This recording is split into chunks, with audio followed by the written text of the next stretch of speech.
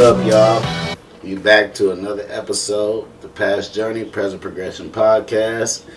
I'm your host, Cleasy B. Today I got a special guest. I got my guy, Lewis Guiden Jr. Man, good guy, man. He's representing Guiden Youth for Life Consultancy. Also, he's representing Good Shepherd Youth Outreach, man. And he got some good informative information out here, man, in terms of helping you start knowing how to helping you start a business, but at the same time he got a lot of good information as far as community too, you know. So I think this is going to be a good episode, man. So you guys please bear with me and let's get this thing on the road, man. And we gonna, first and foremost, I need to start getting used to doing this, but y'all need to subscribe, like, share, comment, download, do all of that stuff, man. Help me run these numbers up. As you see, we got a good message we trying to put out there.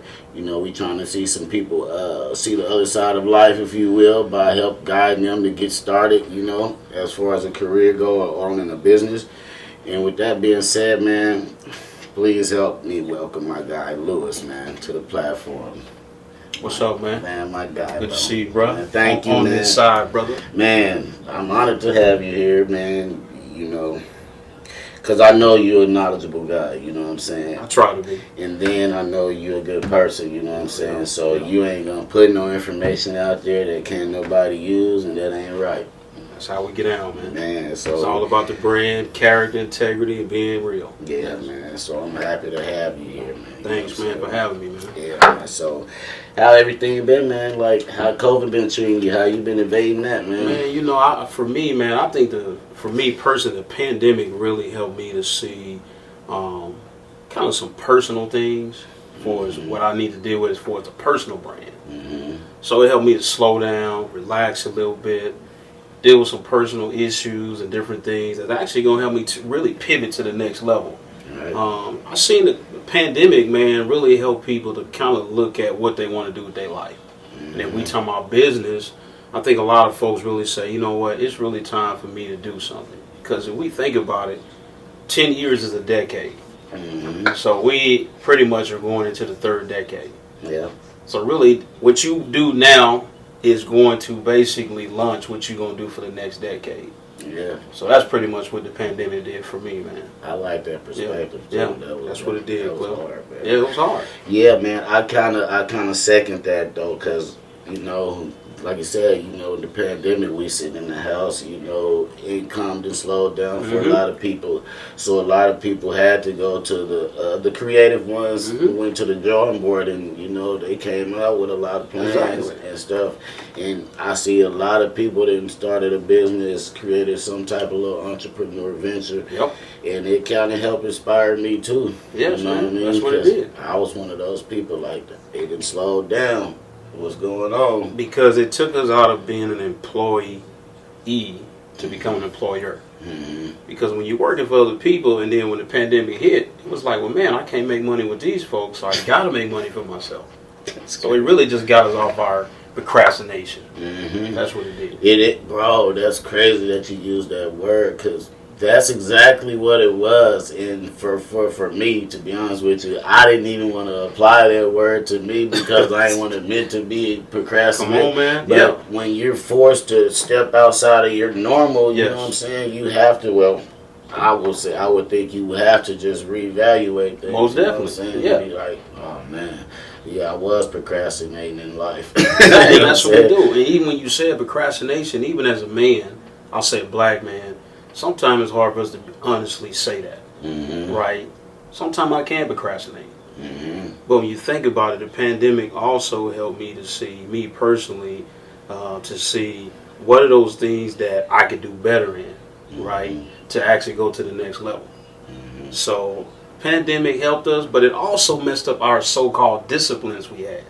Because I thought I had a lot of discipline. Okay, yeah. But when the pandemic came, I was like, well, man, I really ain't got that together. I need to work on that. I need to deal with this. So it disrupted the so-called disciplines we thought we had. Yeah. Yeah. Our so-called convictions. All that, man. The normal stuff we was doing, what we thought was good. Yeah. And it wasn't good. You're right. Yeah.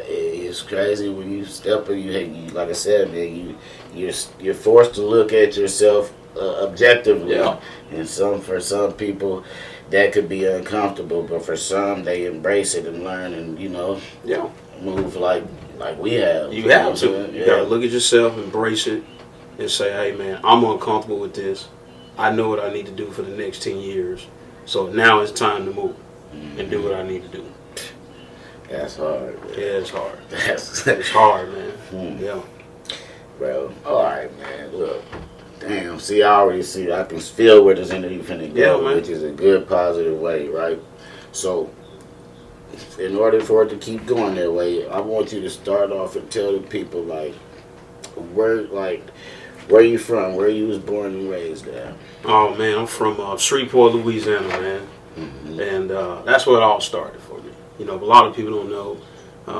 Shreveport came from Captain Shreve, which was had a Confederate station. Port was slave port. So just that history of Shreveport, man, was the foundation of life. Even business, right? I realized, man, as early on as my grandfather, man, of course, he did sharecropping. Both my grandfathers sharecroppers. And I remember as a kid, man, they really was teaching me business early on. Like my grandfather's, when I was 8 years old, he gave me a secretary book. He had a church. And he says, "You're going to count the money." And I was like, okay. So that's when I realized in the little ledgers, you had the ledgers with the little brown book, you had the little ledgers. I was like, oh, that's where the dollar go. That's where the cents go. So that's why I really learned about money and business. So it's really being in my grandfather's church was where I learned business, counting money, and that's where it grew. So Shreveport gave me a lot of foundation as far as my grandfather taught me how to go out and cut grass and be it. Okay, how big is this yard? How much gas is it gonna take? How much time is it gonna take? And that's what you're gonna charge me. My grandfather taught me how to build houses. So he would help me go to the store and count up the cost. And I learned how to do bids with landscaping, whether we was doing cement, doing steel, where we would go get steel like metal. And he would say, okay, based on how much is on the truck, we're going to go across the scale. If they pay you this much, this is how much you're going to make. So my grandfather really taught me a lot, man, growing up in Shreveport. So those are like good structural aspects of business that he was teaching you like on the fly. Like, yes. 'cause you have to know like accounting. Yes. You have to know that. And yeah, bro, that's hard. Yeah. I like that, bro. Yeah. But it was frustrating though, because I was like, why am I doing this? Because I want to play. I want to be my friends. But here's the kicker, was that when summer ended, I had money to buy my school clothes. So I was like, oh, he was teaching me how to make money for myself. So I don't have to be in his pocket. And I can buy my own clothes. So it was a growing pain. Yeah. Sound like it. It impacted you because you remembered and you're talking about it right now. Yep. So he set out to do what he tried to do. He set out what he tried to do. And one of the things that I always remember is there's a scripture in the Bible that says, when you train up a child in the way they should go, when they get older, they won't depart from it. So that whole foundation he put in me helped me to always go back to, how do you make money for yourself when things go bad? When you can't work for other people, how can we as people go back to basically make money for ourselves? And that's what it did. It gave me that confidence as a little kid that I could do it. And it helped me to always remember that fear is a part of life. Fear is a part of life. Yeah. But I was able to come to fear of, man, I did that. So every time that fear would come, I knew if I pushed through it, there was always going to be a reward. So yeah, that's what I learned, man. That's a good perspective too. Like you said, that fear is definitely a part of life. And for some like me, when I'm fearful or something, I tend to go toward head first. Most definitely. Because I'm trying to hurry up and get it out the way. Exactly. And then there's others, that when they approach a fearful situation, they go the opposite direction. They go the opposite direction. Exactly. Yeah. So it definitely ties into life. It is that's how deep it is when it comes to life. You know what I'm saying? Because fear, man. Fear can either destroy you or build you. That's what it can do. Destroy or build you. You can either be preyed on or prey on it. So you can be the prey or you can prey on it. Yeah. That's just it. That's it, man. How long? So when did you come up to Washington? Man, I came here in 1993. Actually, yesterday made 28 years I've been in Seattle. 28? 28 years. So I came here June 26, 1993 on a Greyhound bus with $5 in my pocket. Got off the bus downtown Seattle, $5 in my pocket. My cousin who picked me up, she had never even drove to Seattle downtown. So she had to get somebody to bring her downtown to pick me up from the Greyhound bus station. Oh, wow. Yeah. So that's how I came to Northwest.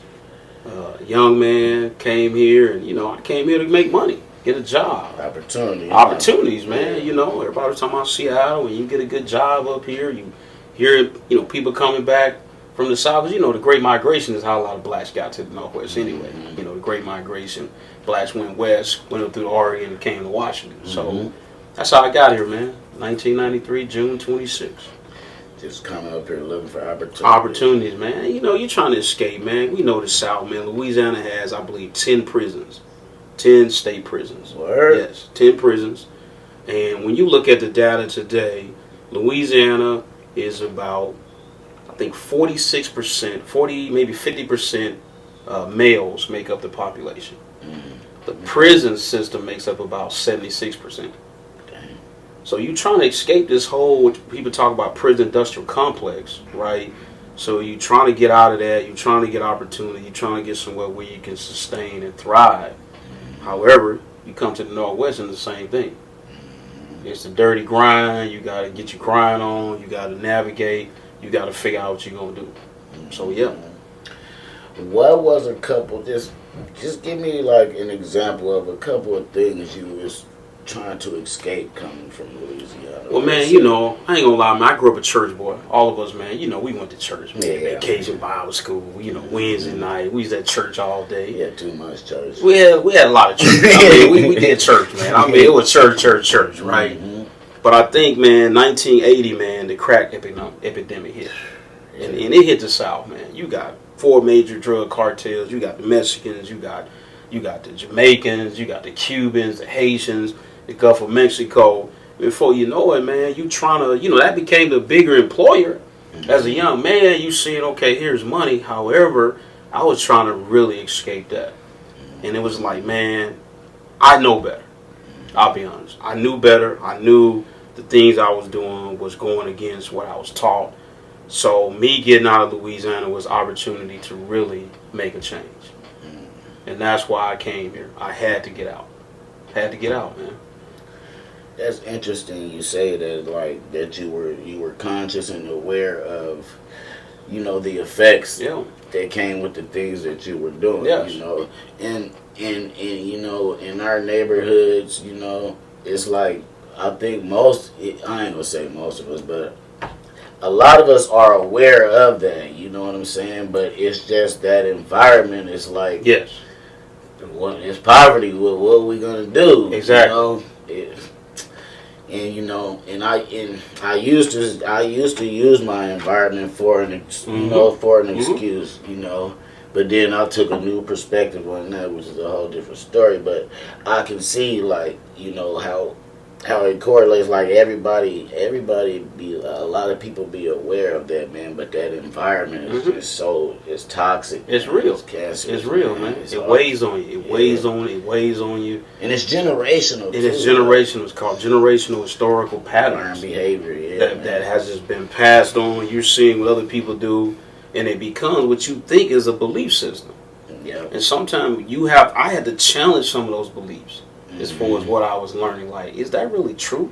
Yeah. Can I really do better in life? And I think all of us have conviction. You think about this.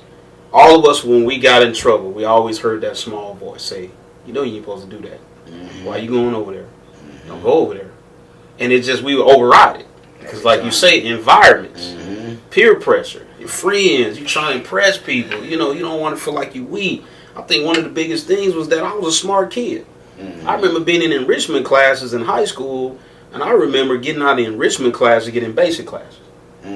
Because if you were smart, that mean you was a square. Yeah.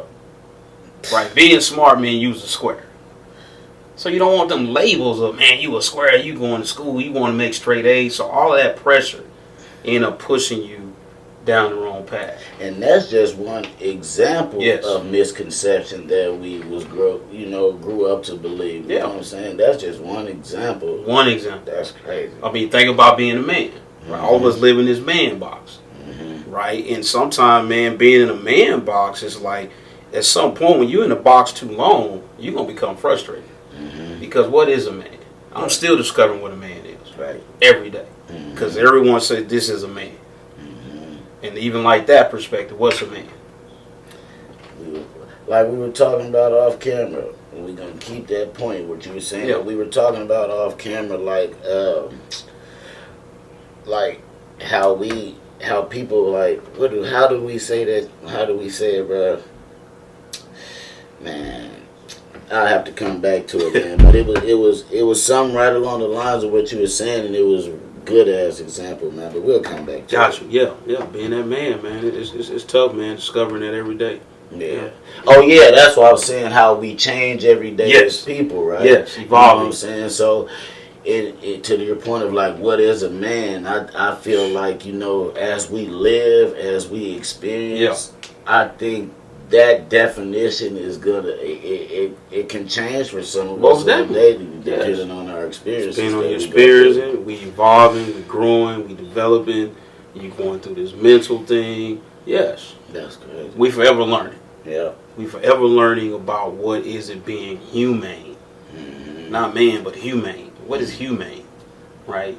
So yes, you're right, man. It's evolving. Yeah, it's life, man. Like we were saying, you'll learn something every day if you pay attention to it. Pay attention to it, yeah. You gotta pay attention. Yeah. So, all right, that's good deep life stuff. We gonna switch it. We gonna switch gears. Gotcha. What gave you the idea, or what experience did you go through that made you want to get involved in the consultancy? Oh man, it was really it was September 1st, 1993. I got injured on the job. I was working at Wonder Bread in the CD. I had been here like 2 months. Finally got a job, and I got injured. And man, it was just through that experience of L&I, man, where I felt so much got taken away from me. My mentality, my hustle, my grind, my wanting to work, to where I was constantly having surgeries, going to physical therapy. I remember one time I was going to the Seattle spine sports medicine where all the Sunners was going. So that's where I was getting all my physical therapy at. And I think over time, man, I just felt like, man, why did I let an employer take away from me something that I basically felt I couldn't get back? And over time, man, when you're losing, man, and you're trying to get ahead, you're trying to get your dignity back, you got family, kids, you ain't got no money, you waiting on a time loss check.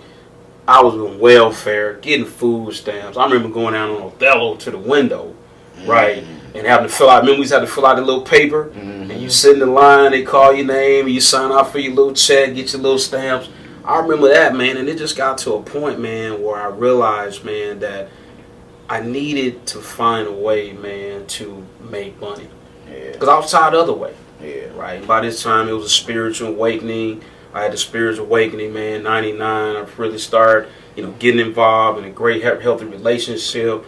So I think it was at that point, man, that it hit me that it was something in me bigger. And that's when Guiding You for Life got birthed, man. I remember just hearing God say, I've been guiding you all your life. Call it Guiding You for Life. And that's where it started, man. And it was just taking everything I had went through and putting it into a business to help people overcome, man, whatever you want to call it, poverty, education, frustration, gangs, whatever it was. I put all of that into that business. And I wanted to start guiding other people a different way. That's catchy. I like that, the title too. That's tight. All right, yeah. So tell the people exactly what is Guiding You for Life. I know we deal with community consultation. However, yes, just tell the people exactly what it is, though. Like, what do you offer? Man, it actually started out a nonprofit. I started a Good Shepherd Youth Outreach, and I think one of the things I realized in nonprofit was I didn't want to do what I saw a lot of my leaders did, which started an organization, and was basically going to use the organization to basically create income for myself. So Good Shepherd Youth Outreach was nonprofit I started, and it really got me into community where I really started seeing what was going on in community. Whether that was Pierce County, King County, Kitsap County, Thurston County, Lewis County, Clark County, whatever county. And I realized was, why am I going to let people take my intellectual property, my human capital, this knowledge and experience I've gone through, and then let them box me into this nonprofit where they're paying other people $5,000 and $10,000 to come in and do trainings, do curriculum, workshops, keynote. And I was like, wait a minute, man, I need to make money too off of this thing I've learned through nonprofit and community mobilization and all these strategies. So that's what I did. I wanted to make sure that I was not going to let people capitalize what I call oppression. Right? And oppress me to where they keep me in the box here to where now I cannot make money for myself and my family. So that's what really got me into that. Because I was watching the nonprofit, how they was really using a lot of brothers to keep them capped out, right? But taking all their intellectual property, human capital, whether that be ideas, strategies, all of that. And then they were capitalizing off of it with grants, federal dollars, county dollars, city dollars. Because you didn't have the information about Exactly. Yes. So I wanted to make sure that I branded, right? Because even Guiden You for Life copyrighted it, trademarked it, so that way no one can take it. Yes, sir. So and that's business. Business. That's all. That's marketing. That's strategy. That's strategic planning, right? You got to know your competitors. So I realized even that I got to do it like business. And put all those things I learned as a kid going to school into a business platform, which is a brand. An actual structure. The actual structure of a brand. Yes. Man. So, upon researching too, I read that your company employs prevention and intervention strategies to develop services. Tell us a few of those strategies and like the services, like that what the services are. Tell me like a few of those strategies and what services that the strategies yields after. So a lot of people, like I said, do nonprofit, and one of the things I began to see was that a lot of folks was not doing prevention. How do we prevent youth from the school to prison pipeline? How do we prevent youth from dropping out? How do we prevent youth from whatever violence? And I realized that coming up with prevention strategies is how do we educate, equip, and empower? And what are those strategies to do prevention? Because if I start doing intervention on this side, that's a lot of work.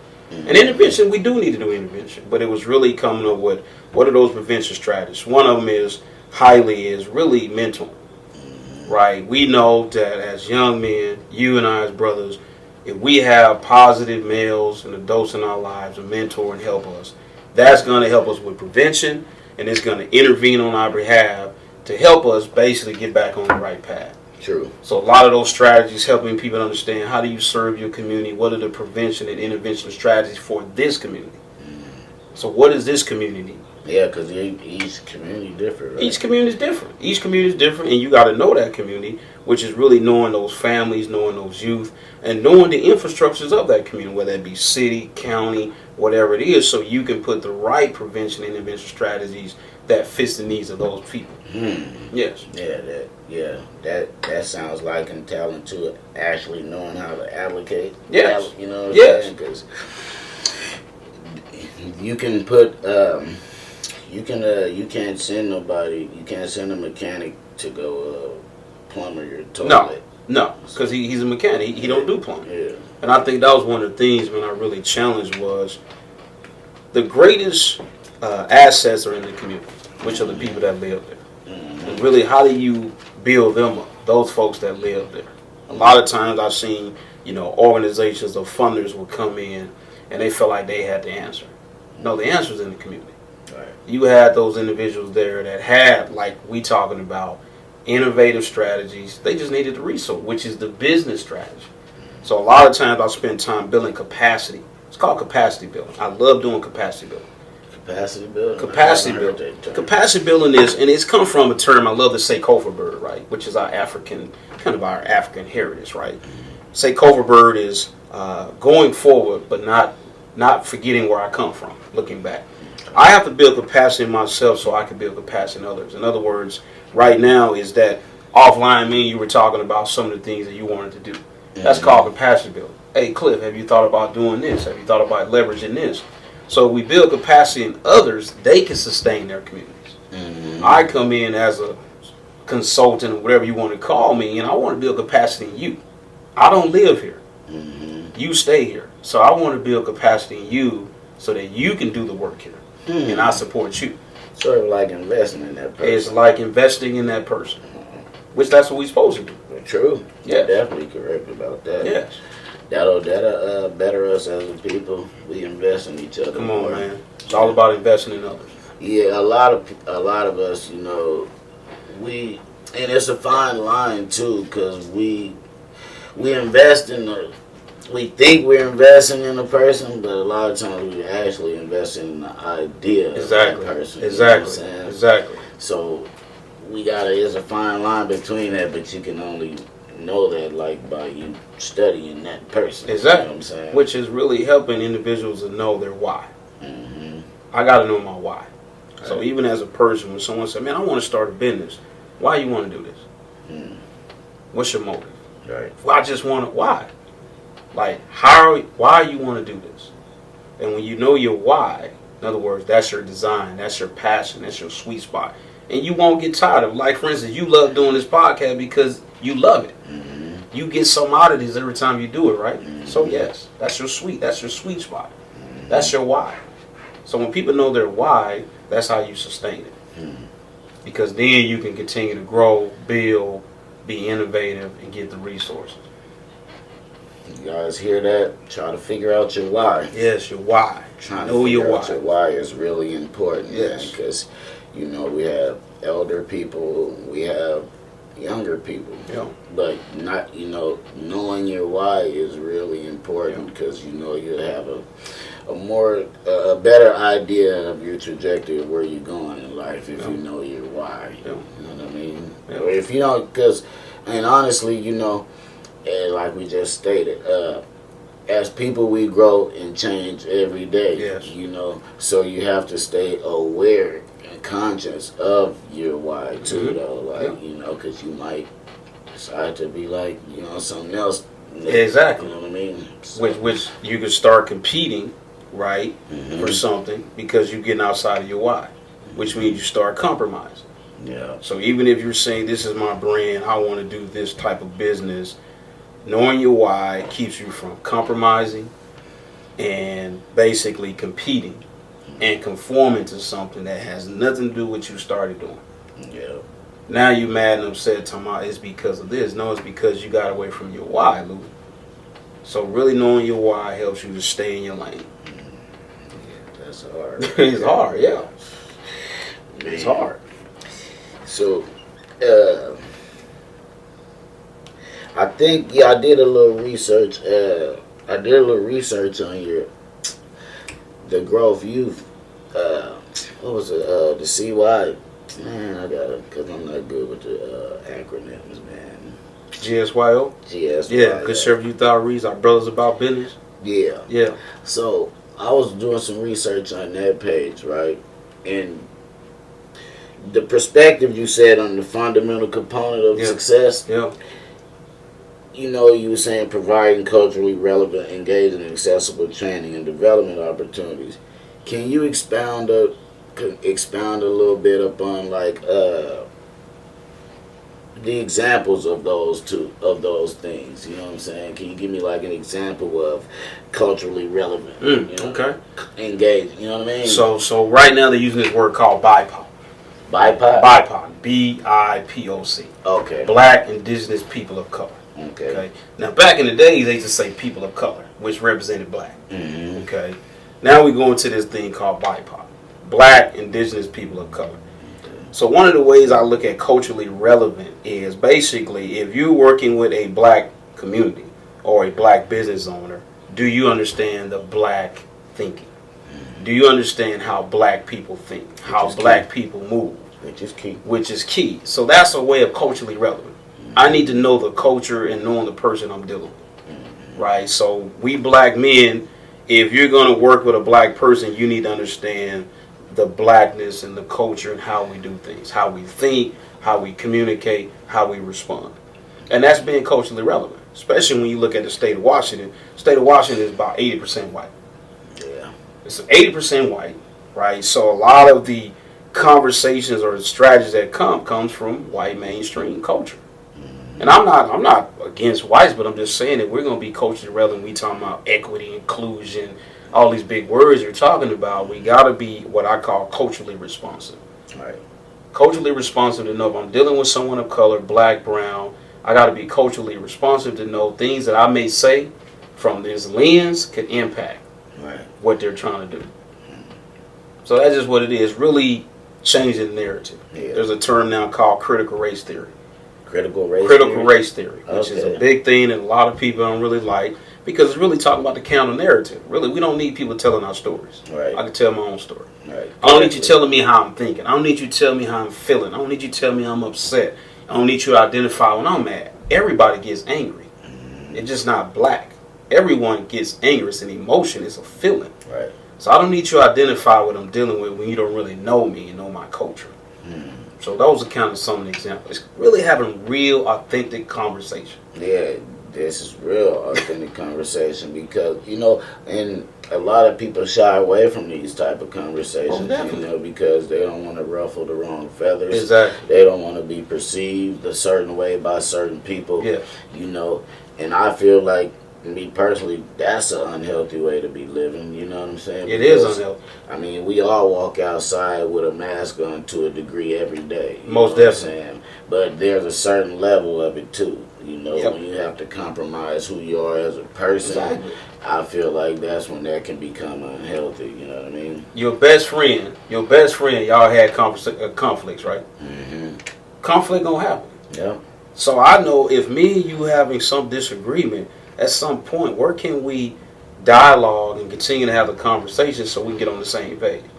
Because I know if me and you have had confrontation, that's testing our relationship. Yep. Which means when things get rough, I know we can continue to move and do business, since we talking about business. Yep. Because even in business, you're going to have disagreements. Yep. You're going to have disagreements. But you got to know, what is our goal? If we're talking about we're going to build this house, let's finish building the house. Let's keep the dialogue and the conversation, but man, we trying to build this house. Mm-hmm. Let's not let conflict get in the way of the business that we started out to do. Yeah, that can be. Yeah, I definitely agree and understand what you're saying. And it's sad that everybody don't see that, share that perspective. That's why we keep having these little rifts. These rifts. It's crazy. Which is forgiveness. We got to learn how to forgive. Man. Yeah, ain't nobody perfect, man. I'm not perfect. I didn't hurt people. I didn't did stuff. But at some point, man, if you just come talk to me and know why I did that or what it was going on. Oh, Lou, I didn't know you was going through that. I didn't know you was having this going on. Yeah, man, so my bad. Oh, okay, I didn't mean to hurt you. Until we get back to that, man, just really sitting down and forgiving each other. And we was talking about that earlier. Having these expectations. Ain't none of us perfect. At all. You gonna hurt me, Cliff. I'm gonna hurt you. Mm-hmm. We gotta know that. Mm-hmm. And know that just comes with us being in this world. We coming through the West Atlantic slave trade, our ancestors, all these different things that our ancestors have gone through. We just celebrated 400 years out of slavery in 2019. So we got to understand, man, that a lot of things we carry in us is stuff, man, coming from, man, just our ancestors, man. Yeah. It's almost, and it's so deep to where it's damn near, you can damn near say it's a part of our DNA. The depth of learned behavior, of trauma that comes from our past. All is past, man. And I'm going to use an example, right? Because, it might not even be like a direct correlation, but it's like, as far as like, dealing with past stuff. Yeah. That's inherited. Yes. I used to get mad about parenting, about my mom's parenting in certain situations, but as I got older, and I understood my grandmother more, then I understand my mother more. Exactly. I kind of like expected her to exactly teach me some shit that she wasn't even exactly. taught. You know what I'm saying? So I learned from that, like, so that stuff that she was learned and taught, she taught to us. Exactly. You feel me? Exactly. It's passed on. Yes. So it's that correlates with like the treatment that we all got back then, bro. Exactly. So, how we talking to our kids, especially growing up in the South, man. A lot of that, what they were doing, came out of slavery. Mm-hmm. And I remember my dad telling me one time. He says, I was probably about 19, 18, and he says, "You judging me, but until you become a man, you won't understand what's really going on."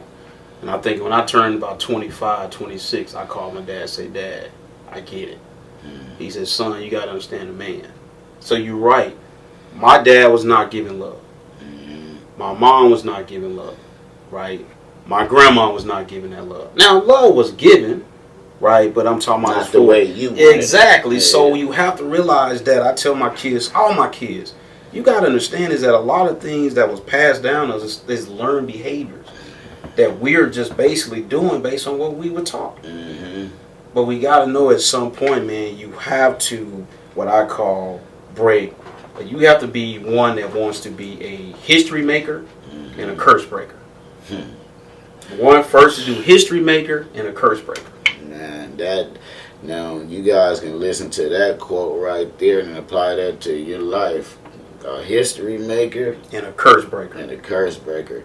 Because a lot of times, as he's saying, we're living and taught like the things that our parents and people know. You know what I'm saying? So sometimes somebody have to break the cycle. That's right. You know what I mean? You got to break the cycle. So yeah, man. And I think even with the business thing, man, that was the thing that I think I really was like, you know what?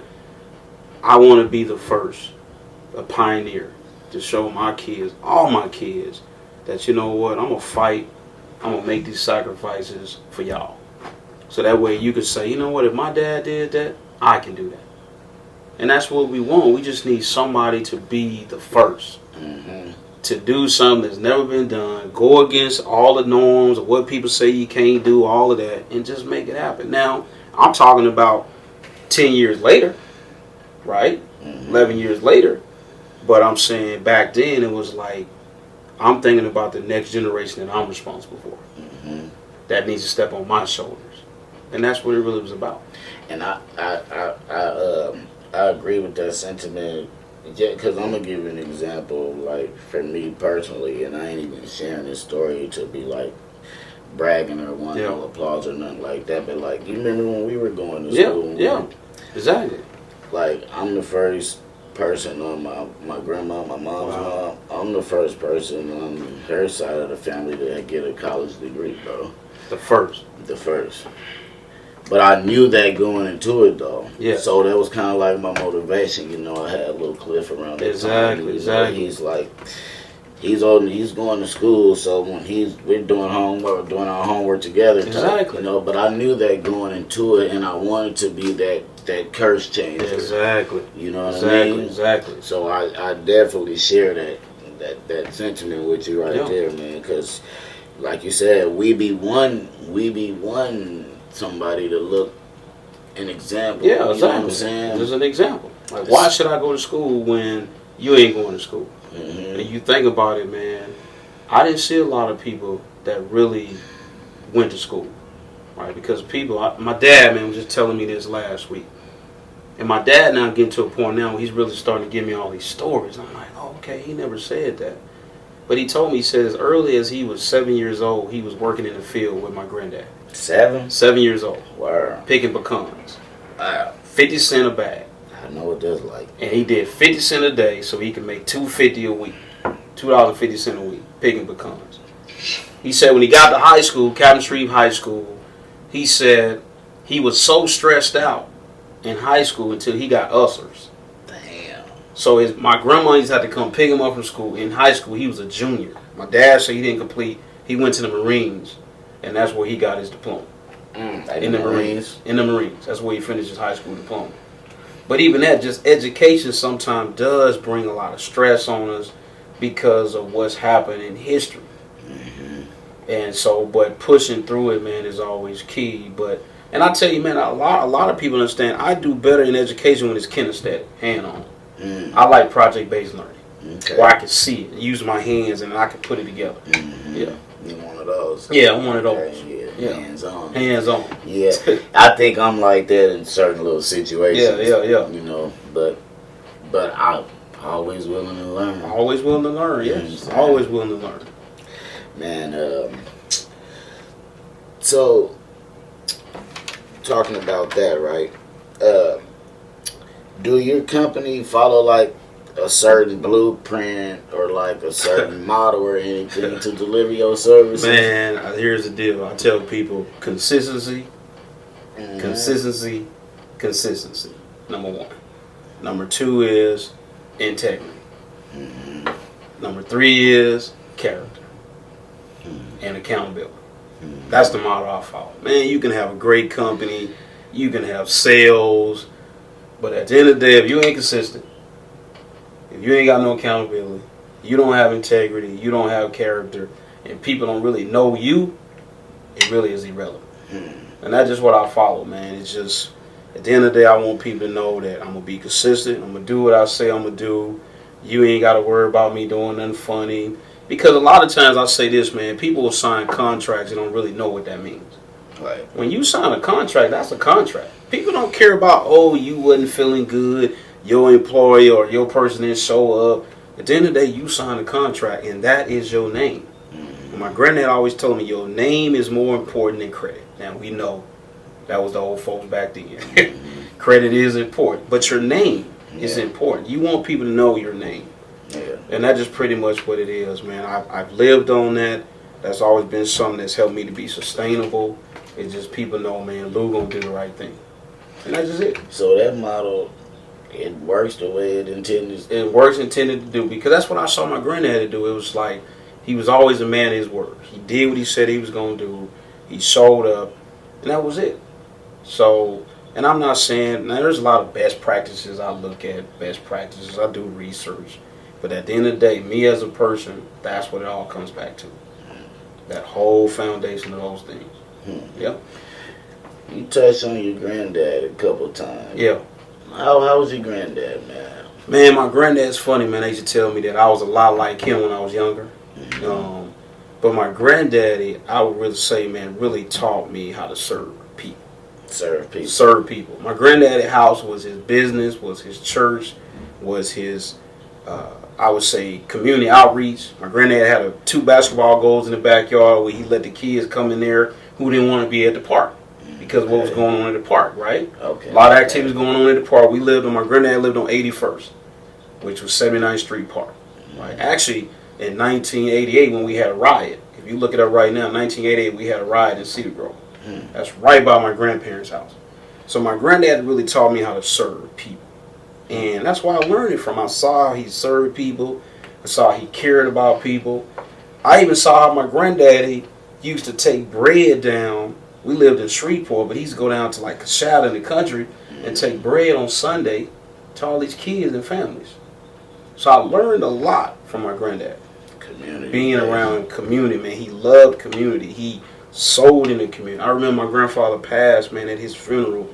It was lines of people that came and talked about how he helped them to become who they are. My dad, who retired from a company, was there almost 30 years because my grandfather told him, don't go work for the big companies, work for the small company. So my grandfather was a great teacher. He really taught. He was an example. And that's really what I really saw as a kid, my grandfather. Yeah, it seems like he made a good impact on your life, man. Because like I said, through the course of this interview, you mentioned it like 2 or 3 times, so I had to get a little bit about his background to know, or you know, to get a better understanding of you as well. You know? Man, my granddaddy, man. Yes, it sounds like a great man. Yeah, he was, man. Yeah. Great man. He impacted the community, and I remember times, man, the mayor used to come to his house, and my granddad used to tell him the truth. Chief of police. My granddaddy worked with the gang members. Like, he would say, they'd come there and he'd say, man, I need y'all to chill out with that. These kids out here playing. I need y'all to stop doing that so these kids can play in the street. So my granddaddy was highly respected in the community. And he was respected. He was respected, he was loved, and he was appreciated because he took care of his community. I mean, we did volleyball games on Sundays, softball. He would take everybody out to eat. I seen my granddaddy would go and basically buy people parts for their cars so they can get to work. My granddad even helped bring a bus transportation through the community so that people didn't have to walk all the way to Linwood to get on the bus. So he made sure people can get on the bus to get to work. Wow. All those things I've seen him do, man, and model. So that's a real philanthropy work. Yes, he was doing philanthropy work. My grandfather was doing philanthropy. He was doing community economic development. He was doing human services. He was doing intervention. He was doing family engagement. He was your pastor. He was your mentor. He was your coach. That's who he was. So I seen him wear all these hats, and that was really my greatest, I would say, mentor, my grandfather. And you know, I wanted him to share, you know, some of this about his grandfather, right? Because it is sad to say, but you know, we don't hear too many stories. A lot of stories these days about great, wholesome men. Yes. I mean, when I say men, I mean grown men. You know, you don't hear too many stories of those. So I really wanted him to go into depth on what type of man his grandfather was, and that's good, man. You know, so I hope you guys get some food out of that and get a better idea of what a man is supposed to be. You know, if you're a man, you gotta be 100% man and don't be having these little boyish, childish ways. You know, temper tantrums. Yeah, because I see a lot of people. You know, I be seeing them on social media in real life too. You know, you know, these guys, they select when they want to be a man. Most definitely, you know, yeah. You can't select when you want to be a man and be a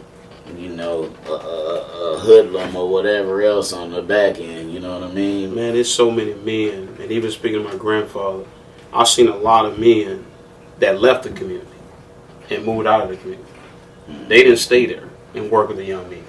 And to your point, a lot of men done left the communities because they're looking for this, life is green on the other side. I want to get away from all this chaos and these kids and they ain't doing nothing. And it's like at the end of the day, we need more men in the village to help these young men. I can feel a lot of these young men and young brothers, man, going through because I'll be honest with you, I probably got 3 men I could count on in my life. To this day. In my life, I got 3 men I can count on. Wow. So when we talking about a 12-year-old, a 10-year-old, an 8-year-old, a 30-year-old, a 20-year-old, a 19-year-old, how many men they got that they can really count on to even teach the things me and you talking about today? Yeah, so I get it. We got to really look at our village. We got to look at our village, man. And where are the men, the generation before me and you, where they at? Yeah. Where they at, man? I can't even. We can't even think about it. I know mine ran out on me. You know what I mean? He moved out of town on me, and I ain't heard nothing from him for years until I get word he passed. And then think about it. Where did that come from? Slavery. Fathers would come in, be with his family. He got to go to another plantation. He leave. Now the mother was with it. So a lot of that, going back to that intergenerational thing. And I'm not saying it's something that we don't do or ain't justifying it. But a lot of this is that a lot of men found themselves trying to find their identity because their identities got torn. You getting beat. You seeing your dad get beat. You seeing your grandfather get beat. Now that puts something in you to where now you feel like, man, who am I? So a lot of men were trying to find themselves. Who am I? You know, like years. You know, obviously as the years go, you grow older. Yeah. You know. And it wasn't too long after he had passed. You know, I found it in myself to forgive him and not even be holding on to it. You know, because whatever his reasons were, and I don't even. We don't know the whole story, man. You know, I just know, I'm grateful he brought me in, he brought me in this world. Exactly. And I just leave it at that. And that's what we have to do. Because I don't know the whole story, man. Yeah. I don't know the whole story of why people do what they do. Yeah. But I know why I ended up being a father that could have been seen as, oh, he left me. But a lot of time as a man, you're trying to find out who you are and what's going on, and you dealing with that pain, and you just trying to figure out, man, how do I bounce back? And it's hard, man. How do I bounce back? That, and because that push you back. It puts you back to that one word we was talking about earlier, trying to figure out your fucking why. My why. You know what I'm saying? Why did this happen? And that's not a place you want to be. No, you don't want to be in that. Why am I here? Why did this happen? Why am I hustling? Why am I trying to do this? You're trying to figure out your why, which is, why am I here? And that's where you have to be one that wants to be the first history breaker and curse breaker. History maker and curse breaker. Yeah, that's deep. Which is your motivation to why you want to change the narrative. This is healthy conversation because as we keep talking, all this shit correlates and tie in. Because we go back to, Israel is good, man. A business question, real quick, like as far as the Guiden you for life. What were the first 5 things you did to create that business? Oh man, the first 5 things I did was, first of all, I had to fill out a business application, number 1. Business application. Right, I had to do that to actually figure out what I want to form it as. What type of business? I already told you I didn't want to do nonprofit. I was tired of nonprofit. So I looked at what are the different businesses that I can establish. Sole proprietor, LLP, and then I started doing research and I realized LLC, which is limited liability company. That was the first one. Did my business license, did the application, got an EIN number, UBI number. I think around the next part, business account, right? Because you got to have a business account. And then next was, okay, I need to have some type of marketing, whether that be website, just something with some information, whether that be website, email, phone number. So it was just them basic things that I started with. And then I just got out and started building relationships. That's talking to people. That's key. Networking. Like, man, let me go over here to this event. Let me go meet these people. And I passed out probably thousands of cards. And I tell people, a no means yes. Because the minute you say, oh man, they told me no and you quit, that next door might be open for a yes. And I kept on, man, just planting seeds. I tell you, in business, you got to plant seeds. It's really about planting seeds. And when you plant seeds, eventually, man, God's going to water it and you're going to get a harvest. So it's really, man, just staying with it, believing in it, knowing that this is what you want to do, and really creating a niche that no one else has. That's the key thing. I want to do something that I knew somebody else, because I kind of watched a lot of trends and what everybody else was doing, and I was like, I want to be different. I want to do something different. So even the name Guiden You for Life represented me. Yeah. Which came from a slave name. Guiden is French. It's Guiden. It's French. Guiden. Guiden. Okay. Yeah, French. So even that was like, okay, this is branding. So it was just those basic things I did, man, and it evolved, and I began to do a lot of going to conferences, investing in conferences to go and learn from other people in other states on what are some different things I could do. So it's really investing in yourself too. You got to invest in yourself. You're learning, listening to other people, putting your ego down, and letting other people show you how to do your business. I tell people, man, hey man, when you that's fucking important, bro. Like, cause you have to invest in yourself. If don't, man, people are not gonna cause I'm speaking for me. Yeah. I'm not finna invest $1 into nobody who's not even putting 25 cents into themselves. Come on, man. Gotta invest in yourself. Cause you just can't come up to me trying to sell me on your words.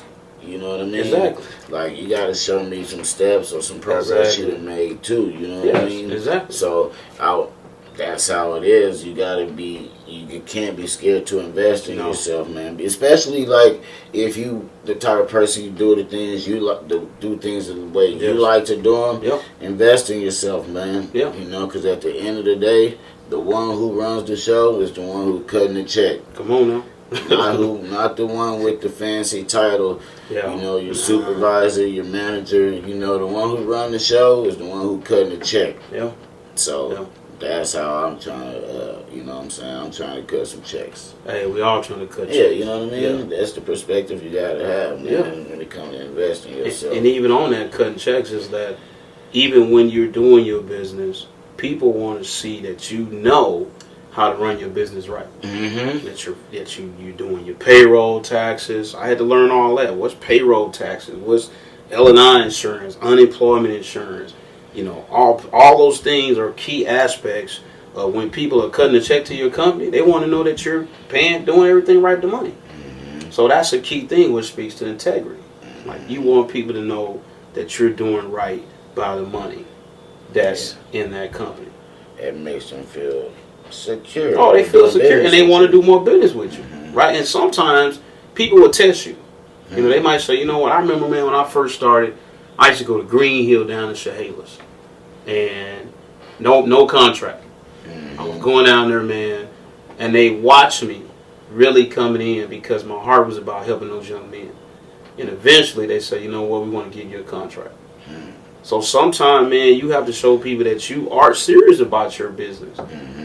And that you're there because you want them to see that you will show up. Because I was showing up every week, twice a week, driving all the way from Federal Way to Chehalis, they was like, you know what, he's serious. We want to invest in him. So sometimes people, you got to know that you got to show people that you are worth the investment, you're going to be there, and then eventually, man, people say, you know what, I want to give you opportunity. And to add on to that, too, about opportunity, you have to be able to identify opportunity when there's no check attached to it initially, too. Most definitely. You know? Yeah. Because, you know, when I was younger, man, I missed out on a few opportunities, man, because there wasn't a check attached to it right up front. Yeah. And I look back and I said, oh, man, you can't move like that. You know what I mean? You gotta change that, man. No. Guiden You for Life got started in 2010.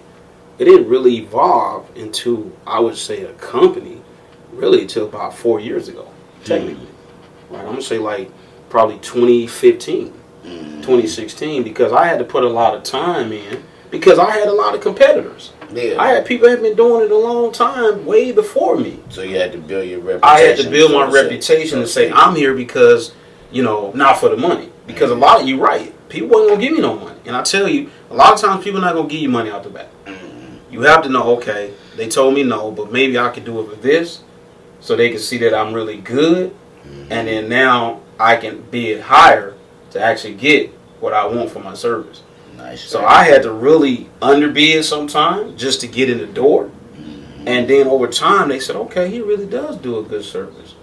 Then you're able to bid more. So it takes time. Growing a company, business, non-profit takes time, and you got to put in. It's like, man, being in you got to grind. You got to get behind that mule. You got to get behind that ox. You got to work the field. Yeah. So in order to even use any strategy like that, you have to know that company first. Yes, you got to know the company. You got to know your company, and you got to know your brand. But that comes with putting in time. And that comes in putting in time of really going through the heartaches, the disappointments, the setbacks, and then you're able to learn from that. So I tell people, don't trip out about setbacks. Oh, I messed up. So what, man? A righteous man falls 7 times, get back up. Man, get back up, keep moving. What did you learn from that? So it's learning. It's called a learning curve. We all go through this learning curve, and that's a part of life. Don't beat yourself up. Don't look at the past. And I tell people, don't look at the past. Look forward. It will discourage you sometimes. Oh, it's discouraged because you beating yourself up. Oh, I messed up. I didn't do this. I should have had that. Man, keep moving forward. And that's what you got to do. Keep moving forward. Because what's for you going to come for you. Oh, if it's for you, it's for you. What God has for you is for you. Word. And that's it. Yeah. What God has for you is for you. Yeah. And as people, we have to know that too, because sometimes we try to rush the process of things. You know, sometimes we try to, just do a whole bunch of things that really just distract us and deviate us from the main goal. Yeah. You know what I mean? Yeah, yeah. You can't be doing that now. And that's really knowing your circle too, to your point, because when you're starting a business, you got to have the right people around you. Yeah. That keeps you on task and not pull you away from what you were setting your goals to be. Your circles have to be small. I'm just honest. You can't have a whole bunch of people. Your circles got to be small, and you have to really have the right people around you that's healthy. That want to see you win. That want to see you just as much as you or more. Exactly. Yeah. And that's what you want, right? You want people around you that basically see the vision and can say, well, man, I want to be a part of this. And that goes back to the capacity building, because at the end of the day, if I remember back in the days when we used to say, okay, man, we got Kool-Aid. And we break it down like this. If I had the sugar, you had the pitcher, John had the water, we had Kool-Aid. Because all of us played a big part in it. Big part. A big part in it. Yeah. So your circle got to be right. That's going to add to what you're doing, and it's going to complement what you're doing. Because just know jealousy going to come in, envy going to come in, all that's going to come in, and it's not that people are bad. Just know that's darkness. Yeah. It's not even people. That's just darkness coming in, trying to keep us from moving forward. So you got to know, man, at all times, you got to know who's around you, what's going on. I tell people, man, you really got to be spiritually grounded. You do, man. You got to be spiritually grounded in this work. You do. That's what has helped me, man, being spiritually grounded, man, making sure I'm hearing God, I'm praying, having accountability with people. Because there's two type of no's. There's N-O, then there's K-N-O-W. There's a lot of people that know me, K-N-O-W, right? But there's a lot of people that N-O me, which is no, Lou, you're not supposed to be doing that. No, that's wrong. So you need those type of people in your lives, which is really going to help you see your blind spots. Yeah, that's deep right Yeah. there. Because it's definitely important. It's important, It's man. a dynamic you definitely have to take into consideration. Because we don't know everything. Yeah, at all. You know, and you can kind of like tell the people who do, because you can tell just by the success of their company, like when they running stuff by themselves. But yeah, man, I'm the type. I know I need a team as well. You know, but I know it's gonna come when it's supposed to happen for me. So I don't try to put too much thought or rush that either. You know, but I am aware of that. Exactly. You know what I mean? Because we can do things premature, to what you're saying. Yeah, man. We can move prematurely too fast, and it's not time. Yeah. Because we ain't got nobody to help us and then see those blind spots. Exactly. So yeah, man, having good teachers, man, is key. Yeah, that's all this stuff is good stuff to take into consideration when you're talking about running a business of any sort, because like, you know, just as much as the business is about numbers, it's also about a whole lot of other little nuances within the business that you're gonna need to know how to maneuver and be successful in business, you know. Yeah. And you really have to define what is success. Yeah, that's in the eye of the beholder. Yeah, because what is success? Success for you may be different than what my success is, right? And really, you have to define what success is, not what somebody else's success is. So you really got to know what you call as for success for you. For instance, real talk, next month will be July 8th, be 21 years I've been married. That's success for me. That's success. That's something to be successful. That's something to say, man, I'm being successful at being married almost 21 years. That's success. Some people have, but that's my success. Because you know the other side. I know the other side. I know the history and the patterns of what I've seen as a child. Right? So that's success for me. That may be someone's success. Part of their story. Yeah. So you have to define what success is for you. Yeah, and you know, like you said, once you're able to, you know, identify with that, you know, I feel like, you know, a person is less likely to grow a lot more gray hairs. Come on, all that gray, man. Gray hairs, man. The stress won't be as, you know. Come on, man. Man. So for us, the youth service outreach program, right? What was the first 5 things you did to start that company? Same thing, man. Same thing? 501c3, 1023 form, establish a board, you know. And really, man, that was birthed out of me just really angry with I'm going to say God, the church. Because and it goes back to my grandfather. The way I seen how he did things, I kind of had this expectation of that's what I was going to get from my leaders as I was growing as I would say, young servant, minister, whatever words you want to use. So Good Shepherd Youth Outreach was birthed out of that pain. And when I started it, man, I realized that I didn't want to start a church. I wanted to start a nonprofit. But I remember, man, as a kid, I wanted shepherds to come and get me from the sheep, from the wolves. So Good Shepherd Youth Outreach is really about being a shepherd to gather sheep to keep them from the wolves. And it was the same thing. Nonprofit is still business. You got to do your paperwork, 1023 forms. You got to get an EIN, your tax exempt status, set up an account. Same thing.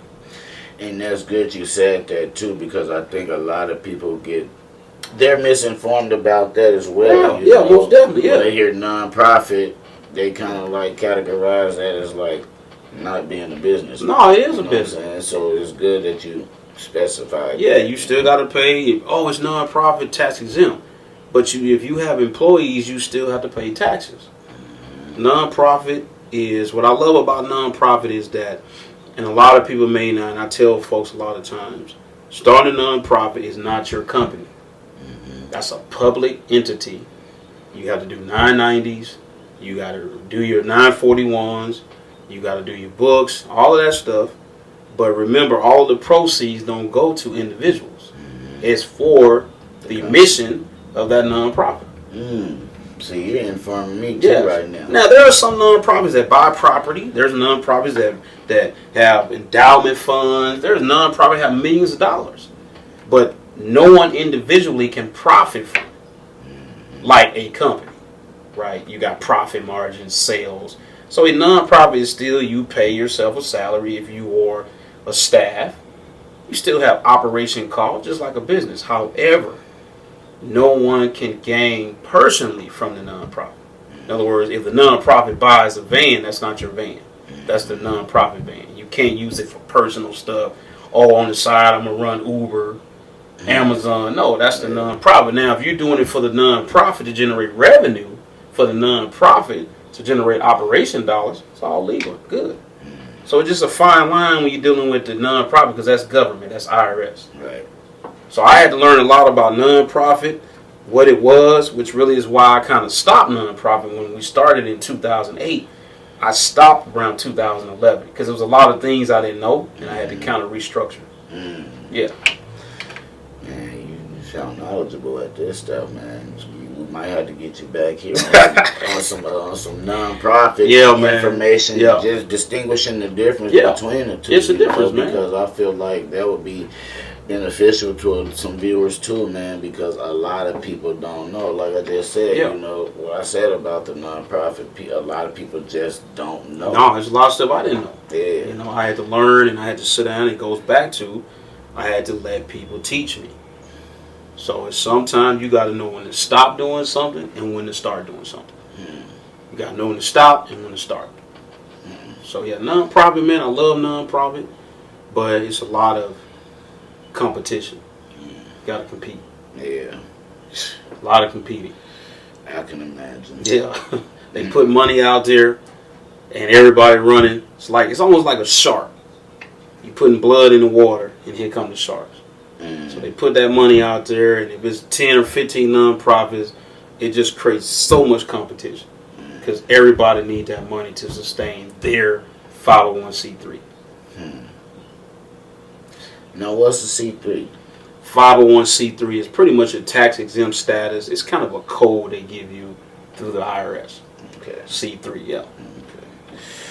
Man. Government came up with it. I don't even know what C3 is, man. As a matter of fact, I'm going to go research it since you asked. That's a good question. What is C3? You don't even know what C3 is. Hey, man, that's what we down Yeah, on. that's the government, man. It's 501c3. IRS, man. Internal Revenue Service, yeah. Let me see here. I got a couple more questions for you, man. Go ahead, man.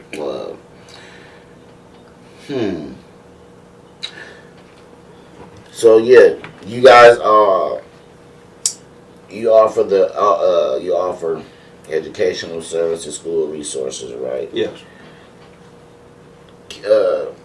Detail on that. Give me some examples. Tell me about like what kind of educational services and resources that you.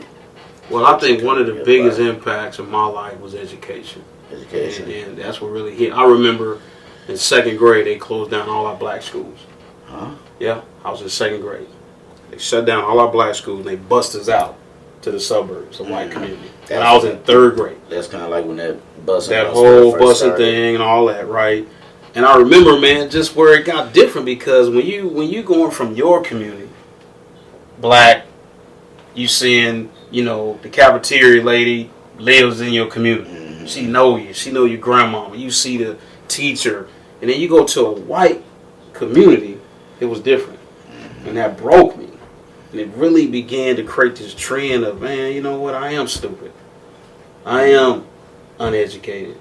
I can't learn. And I think as I got older, man, and I started looking at this whole thing about school to prison pipeline, I started looking at the patterns of what happened as early as 4th grade with me. And when most of us got to 6th grade, most of my partners and friends that were smart, these guys were smart, were incarcerated in juvenile detention. So when I started really looking at education, I realized it was a pattern. And what I found was that in education, because a lot of black boys and a lot of black girls don't see their own people educating them. So I realized that I needed to help, once again, the white mainstream education in the state of Washington understand how to work with our children. Mm-hmm. How can you come in a classroom and create a different environment, number one, to where when they come in, they see you, they see someone look like them, and it's like, they're curious now, like, what are you doing here? Oh, I'm here, I'm teaching this class, or I'm here to help you. Mm-hmm. And the second part of that was, how do you create relevant curriculum that speaks to the kids where they can see themselves? So in the education thing, man, I had to disrupt and dismantle this system of oppression that was pushing kids into the school to prison pipeline. The school is the pipeline. It pushes them in because it's a pipeline. So I got in and wanted to dismantle it and disrupt it. So you had to go in, man. You had to challenge teachers on how they talking to kids, how they looking at kids, how they think they know parents. You don't know that, mother. No one never came to my mama's house to check on my mom. All the white teachers talking bad about my mom. They never came to my neighborhood to know what was going on. They never came to understand that my mom and dad was going through a divorce. But they talked about my mom. As if they knew, the whole story. Yeah. So when you got teachers talking about a kid or a young black girl, young black boy, have you ever been to their neighborhood? So you'll step foot into this school, but you haven't stepped foot into their neighborhood. Mm-hmm. So that's why really education became key of teaching and trying to just really give a different lens to teachers. Mm-hmm. About, you don't know that kid. How can he come in the classroom with us as black men, sit down, do what he's supposed to do? That lets you know that if you hire more black teachers, right, this would change the schools. The problem is we don't need to hire more black teachers. We need to retain the ones we already hired. Because if black teachers are going to college, coming in, they want to teach their kids, why are they leaving education? Right. Because it's still oppression. Because they can't liberate their own black kids in those white school districts. So that's how we got to that, man. Yeah, man. DEI work. And it's hard, man. You're constantly trying to tear this thing down, man, because education system makes money off our kids. Yeah, they do, too. A lot of money's in education. Just like penitentiary make money off penitentiary, prison industrial, private industrial complex, same prison industrial complex, same thing. Because like you said, it's actually a pipeline. It's a pipeline. Yeah, like it's starting off when kids are young. Come on, man. You know what I'm saying? It starts off. Yeah. And when a kid is illiterate as early as 4th grade, come on, man, we already know the trajectory that is. Illiteracy builds your self-esteem. When you can count, add, read, articulate, hold your head up, have your self-esteem, know your self-worth, come on, man, you see the world different. You don't have your head down. You feel empowered like, man, I'm somebody. So what it's doing is breaking our kids. For sure. By design. By design, which is oppression. Yeah. It happened in slavery. So that's why we got into the education piece. And it's a lot of people I know doing education work. But it's hard, man. And a lot of the contracts don't even go to us. Oh, Oh wow. yeah, you have to fight, man, for the when you talking about the education system. Oh yeah, you got to fight for them contracts, Bro, it sounds like you had to knock down some doors. Oh man, I'm still knocking down doors. Yeah, like it's interesting because we talked. Yeah. I would have never imagined that you, like. First of all, I didn't know like the details, how deep of the work you do. Right. Yeah. So for me to be interviewing you, to hear that, and then on top of that, to hear some of the things you had to endure and still are enduring. Yes. I find it interesting. At the same time, I find it courageous and inspirational. Yeah, you know what I'm Thank saying? you, brother. Because that's definitely needed within our communities. You know what I'm saying? And it just needed.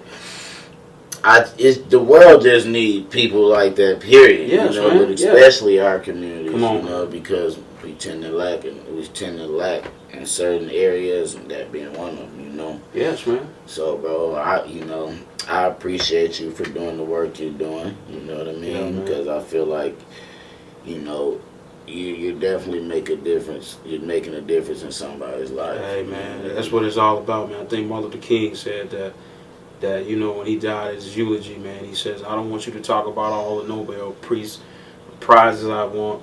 He said, if I can touch somebody and help somebody along this journey, then my living wasn't in vain. It's really about, man, how do you help somebody else?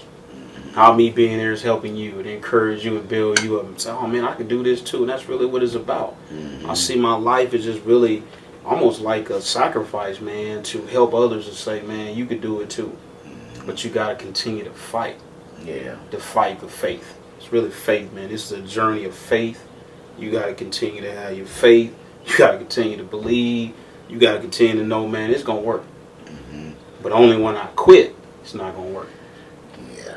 I share that perspective, even when it comes to the podcasting, bro. Yeah. Because, I sat down and had a long talk with myself before even starting the podcast. I said, look at here, man.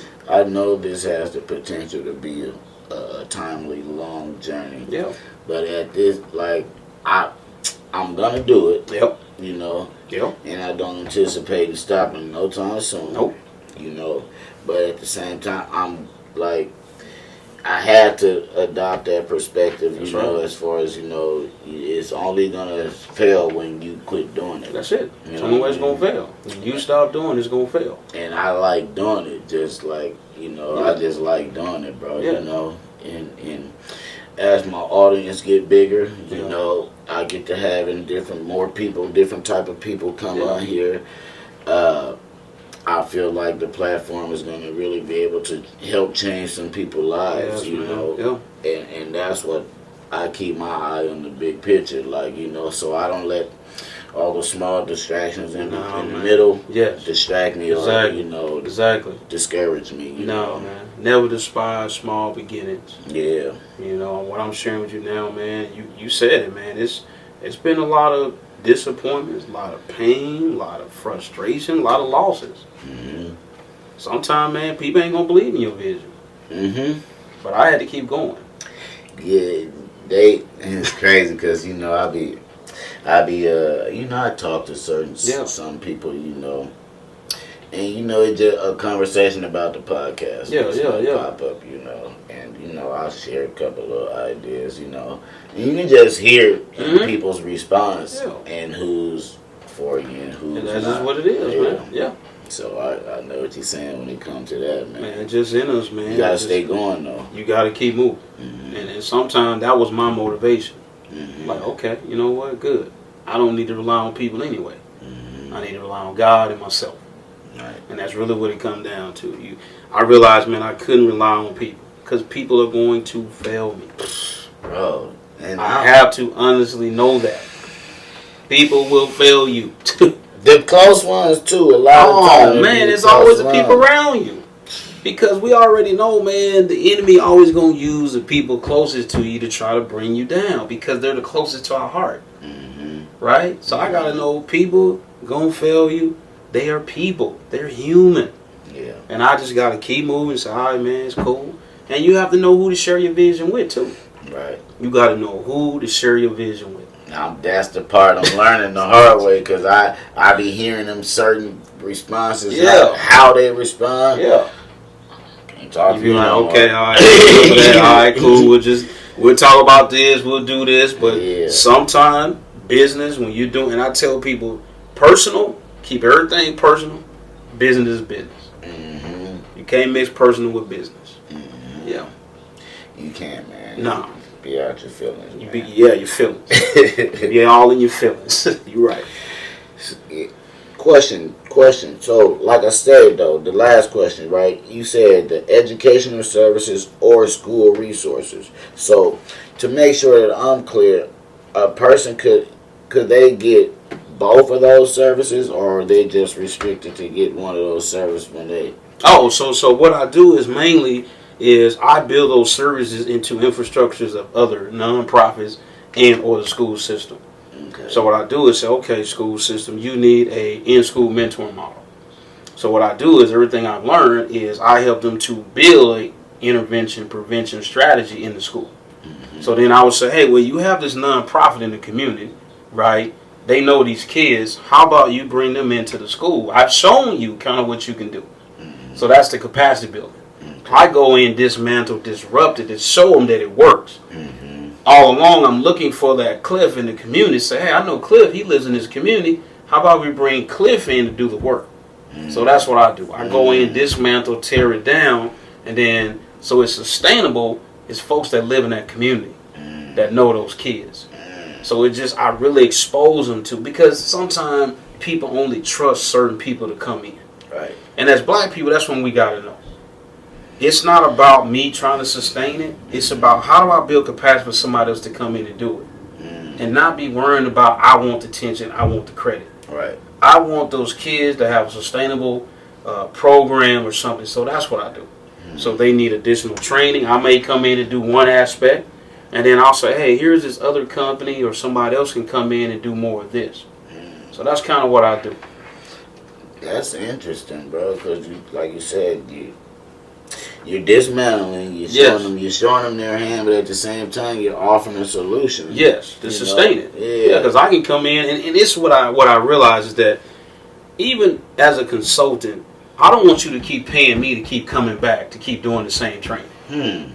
And you have some people do that. I was about to say, that speaks to their character. That speaks to the character. So I'm not going to come in and know that I can just eat off this for 6, 7, 8, 2 years, knowing that you really need something to sustain it, and I'm just going to keep eating. No, I'm going to come do this for this. We're going to put this budget here, and this budget going to go here, and then this budget going to go here. You have to know your character and your integrity. That's good. I appreciate that character, man, because I know a lot of people, that would be the opportunity. Come on, man. Everybody's trying to eat. I mean, you think sometimes I don't want to say, oh, man, I can really, I can do. And it's like, that's when that conviction comes in and say, Lewis, this is not your why. Your why is to come in and do this and to build capacity in others. I like how you brought it back to your why. Yes, my why. Why am I here? Man. So, leadership development, right? You offer and teach that. What? Give me some examples of that. Like, how do you coach your people to be better leaders? Man, everything is really about leadership. I mean, how do you influence others? Leadership is my influence, but I need to know myself. So one of the biggest things is that I'm actually putting together, man, some powerful leadership development training. One is self-leadership. How do you become a self-leader? What are those aspects of self-awareness, who you are, what do you need, what are your fears, doubts, hopes, all those things, and actually helping people to really get back to knowing who you are. We all leaders. Cliff, you are a leader. You have influence. I have influence. And it's really, how do we help people to see that they are a leader, right? The second part of that is, the biggest part of this is servant leadership. Because when you know who you are, how do you serve others? So yes, man, leadership is the key. Helping a teacher, a principal, administrator, probation officer, pastor, mother, father, young man. It's all about leadership, because that's really what I wanted. Teach me leadership. And I go back to my grandfather. That's what he was teaching me, leadership. He was teaching me how to lead Yeah. at a young age. This is how you lead people. This is how you show up. This is how you establish your brand. So it's really about leadership. How do we influence others? But we got to know ourselves. Yeah, yeah, you're right too. And that's the biggest work. And and I feel like people, you gotta be willing to accept that role too. Man, you gotta be willing to accept it, brother. Because if you ain't willing to accept it, you accept it because you're forced to. You're gonna lead somebody to destruction. Say that again. Because a lot of people are forced to step in leadership, and that's what I love to do is help people understand is that first of all, you got to make sure that you are called to lead others, because what you just said, you can lead people into destruction because you're influencing people. You think about it, a young man is going to listen to the big homie because he's his leader. Right. He's influencing him. But we have to be careful that we're not leading people into destruction. Yeah, yeah. That's why when it comes to like talking about certain topics, or I like if I'm not knowledgeable about it, I'm not even gonna say nothing because I don't want to, I don't want to give nobody no misinformation. Exactly. And they listening because they're hungry. Yeah. So when someone is hungry for information, and I'm having this so-called influence, they may take that and go do it. Like, oh man, you should start a non-profit. Oh, for real? Nah, hold on, man. Let's sit down first. Because there's some things I want you to know. First of all, let's look at your leadership. Are you ready to lead? Can you lead others? Do you understand what starting a business or a non-profit means? That means you're going to have to lead others. And that's a lot. Yeah. That's a burden. Definitely is, bro. It's a burden, man. So, yeah, just leadership, man. Leadership development is key, man. Yes. Yeah, I like how you tied it. You made it all correlate, the whole interview, bro. Like, because we was able to keep referring back to different points in the earlier interview. So I'm so glad that it was a cohesive interview. You know what I'm saying? You got anything you want to tell the people before we cut up out of here, man? No, man. I just tell people, man, that at the end of the day, man, it's life is hard. Be a forever learner, right? Continue to have love, grace, and peace for everybody. Love, grace, and peace, man. That's it. And that's it, man. We coming a long ways, and we gotta just basically be the example. You be the change. At the end of the day, man, be the change that you want others to be. You be the change. So, man, I appreciate you having me, man. And this was authentic, real. It's 100-some degrees outside, but it's okay, man. We got through this. So, yeah. I'm still in thoughts about conversation, man. Yeah. We had good dialogue. Yeah. We had good dialogue. Yeah. And, if there's any time you feel like you need a platform to come express yourself, Man, I love to come back. Promote something. Yes, man. My platform is your platform. I love to, man. Let's promote some creativity. Let's do some more podcasts. What we can do. You want to talk to some youth? I can help you, man. Yeah, man. We definitely gonna try to incorporate something where we can help. We try to help stir the youth. You know what I'm saying? So need us, man. I'm definitely gonna try to consider. Definitely gonna consider. Yeah, man. And you got any social medias you want to shout out? Man, just here's the deal, man. I'm starting to get into the social media, but man, Good Shepherd Youth Outreach on Facebook, man. We doing food insecurity. Got the youth running that. So Good Shepherd Youth Outreach, Guiden You for Life, man. It's just a website. You go there and you can send me an email, but that's pretty much it, man. I'm just always doing this with the people. I love being with the people. Yeah. And the community, eventually, man, the social media gonna pick up. But it's all in the time and season. So yeah. Yeah, man. So to my guy Lewis Guiden, man, Guiding You for Life, Good Shepherd Youth Outreach.